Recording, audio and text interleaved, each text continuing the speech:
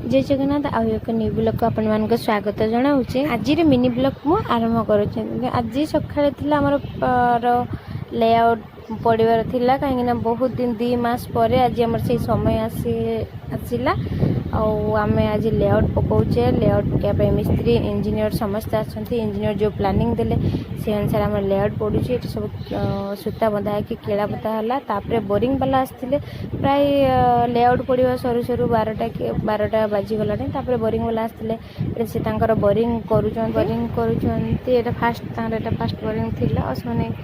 धीरे धीरे देखु देखु किसी समय भीतर बहुत सारा बोरिंग कर देथिला। और ये बोरिंग खोला चालू चालू प्राय राति 8टा बजे था। एवं बोरिंग सरीगला सब प्राय अधा अधी खोली सारी भर बोरिंग जो कर सारे रड को बांधिकी पूरे दौरान से मसला गुड़ा हो मसला गुड़ा से कांधरे संगड़ा करके बांधिक आनिक से बोरिंग भितर ढालुंट। तो ये सब जिन देखापी तो बहुत मजा लगुच के कष्ट होती से दिन जाक खरार बस कम कर पुणी सका दिन 12टा ठू राति 8टा होगला।